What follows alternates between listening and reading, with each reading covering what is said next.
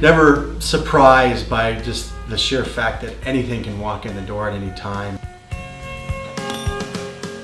How can I help you today? I just want to get some estimates on, the value of this. Okay. Not sure if I want to sell them or not, but I love it when people bring in a box. Even if I don't know if it's coins, but even they just bring in a box, it's just like, well, what's in the box today? It's pretty cool. This a is neat watch. This is an Omega. Okay. And it was a 25-year anniversary gift to my father. Oh, to your father. Okay, real good. Mr. Jones. Now this particular watch happens to be 10 karat gold filled. Gold filled actually does have some gold in it, just not very much like your 18 or 14 karat. I'm a big fan of those old watches, but unfortunately we just don't have a market for them. And it's hard, it's very hard to tell people their grandpa's stuff or their father's stuff is not worth anything to me. You kind of have to dance around it. With this type of band as a Speedo, it's a fairly modern band. Maybe in the 60s or 70s or early 80s was the popularity of these Speedo bands. Yeah. There's no gold content. It's all base metal. It's a little different looking, but the watch looks like it's in good shape. No really heavy scratches. The crystal looks like it's in decent shape, and the watch seems to be running pretty well. So as far as the gold value of the watch, it's very minimal. As a piece to yourself, it's going to be worth a lot more to you, just because unfortunately not a lot of people wear these types of watches anymore. So I brought in a piece that was a 25-year anniversary watch. It was valued more to us than actually what the gold value was.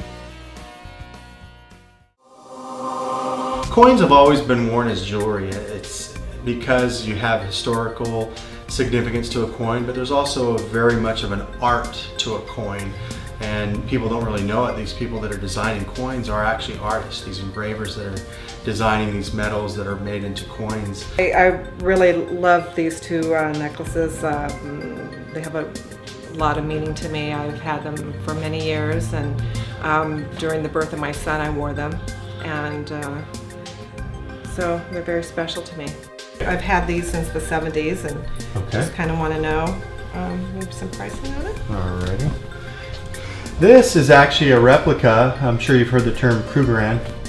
It's a South African gold bullion coin. Krugerrand is pretty much the first quote-unquote bullion coin that was in the world, made back in the mid to late 60s, back before it was even legal to own gold in the United States.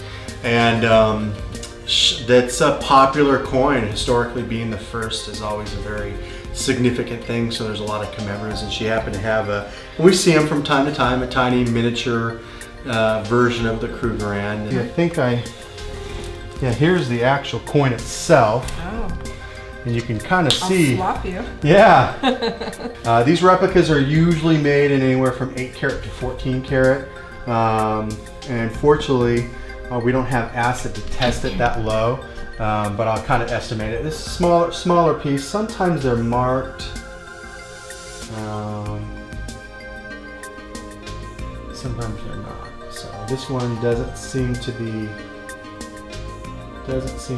marked. So assuming that the piece is probably 14 karat, just like the chain, that one is $55.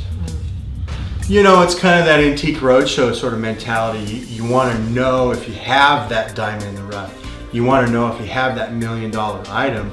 And we do it in a good way to let people know that statistically speaking, the chances of you having it is very, very rare, but sometimes it does happen. Hi, how you doing? Good, how are you? I'm good, I'm Morris. I'm Val. Hi Val, how can I help you today? Well, I have some coins. I really love dealing with coins, and it becomes sort of a treasure hunt when people bring in coin collections. How'd you get these? Got them in a garage sale. Cool. People don't realize that 90% of all coins minted by the United States are common. Oh, cool. You have a better date here.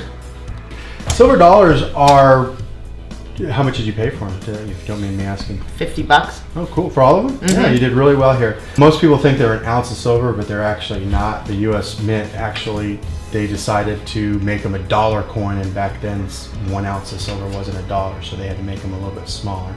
So these ones here like this, we pay basically the melt value, $21 a piece. These ones here are a little bit more valuable. They're $24 a piece.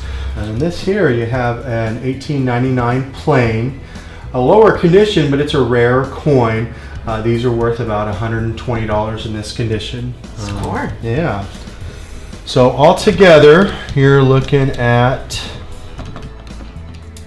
$283. Not bad for your 50 Very bucks. good. Okay. Awesome. To let somebody know that rather than just the normal $20 or $25 that a silver dollar is typically worth, that she had one that was over $100. And you can make their day by letting them know that, you know, there was a diamond in the rough, so to speak. So that's really nice to let people know that.